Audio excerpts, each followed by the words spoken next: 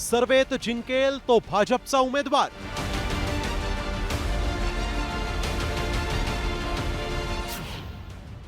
बंडखोरी रोखण्यासाठी भाजपचा नवा फॉर्म्युला।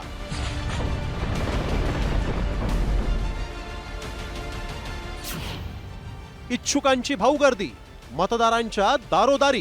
भारतीय जनता पार्टीचा भारतीय जनता पार्टीचा आतापर्यंत एकच मतदान करत होतो ना, आता 4 करायचे, 4ही कमळाला मतदान करा। राज्यात महापालिका निवडणुकीचं बिगुल वाजलंय। अशातच महापालिका लढवण्यासाठी इच्छुकांची मोठी गर्दी पाहायला मिळतेय। या गर्दीत आपल्याला पक्षाकडून उमेदवारी मिळावी म्हणून प्रत्येक जण प्रयत्नांची पराकाष्ठा करतोय। अशातच छत्रपती संभाजीनगरमध्ये भाजप आणि शिंदे सेनेकडून एकेका प्रभागात 20 पेक्षा अधिक इच्छुक उमेदवार आहेत। त्यामुळे नेमकं कोणाला उमेदवारी द्यावी यासाठी पक्षासमोर मोठं आव्हान आहे। मात्र उमेदवारी देण्याआधी भाजपनं नवा फॉर्म्युला शोधून काढलाय। इच्छुक गर्दी खूप आहे आणि तुम्ही राज्यासमोर एक नवा फॉर्म्युला आणलेला आहे। भाजपसाठी तुमचा हा फॉर्म्युला असणार आहे, पण तो फॉर्म्युला सगळेच पक्ष वापरतील असं सध्या तरी दिसत आहे।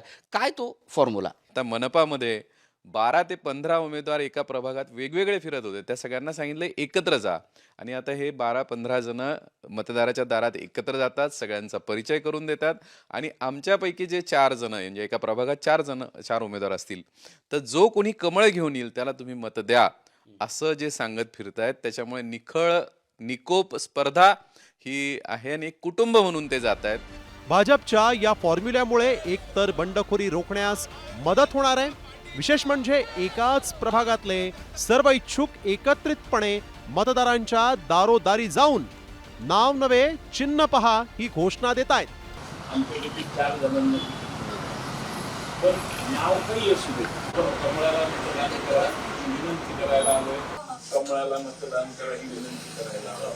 त्यावेळेला महापालिकेला आतापर्यंत एकच मतदान करत होतो ना, आता 4 करायचे। त्यामुळे अधिकृत उमेदवाराला विरोध करणं इतर इच्छुकांनाही अवघड होणार आहे।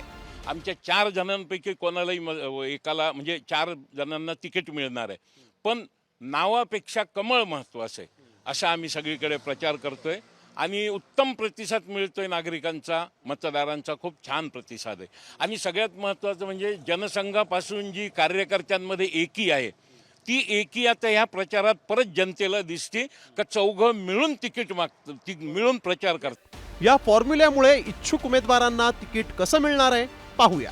प्रत्येक प्रभागातील इच्छुक उमेदवार एकत्र मतदारांसमोर जात आहेत। ज्याला तिकीट मिळेल त्याला मतदान करण्याचं आवाहन इच्छुक करतायत। मतदार सगळ्या इच्छुक उमेदवारांची पडताळणी करतील। कोणता उमेदवार योग्य हे मतदारांच्या लक्षात येईल। सर्वेक्षणाच्या आधारेच निवडून येऊ शकणाऱ्या उमेदवाराला तिकीट मिळणार। अनेकदा तिकीट न मिळाल्याची नाराजी आणि अंतर्गत वादामुळे पक्षातील इच्छुकांकडून बंडखोरी केली जाते, ज्याचा पक्षाला फटका बसतो। त्यामुळे मतदानाच्या आधीच मतदारांमधून उमेदवार निवडीची रणनीती आखली आहे। मात्र हा फॉर्म्युला इच्छुकांच्या किती पचनी पडणार आणि त्याला मतदारांमध्ये किती यश मिळणार याबाबत उत्सुकता आहे। माधव सावरगावे, साम टीव्ही न्यूज, संभाजीनगर।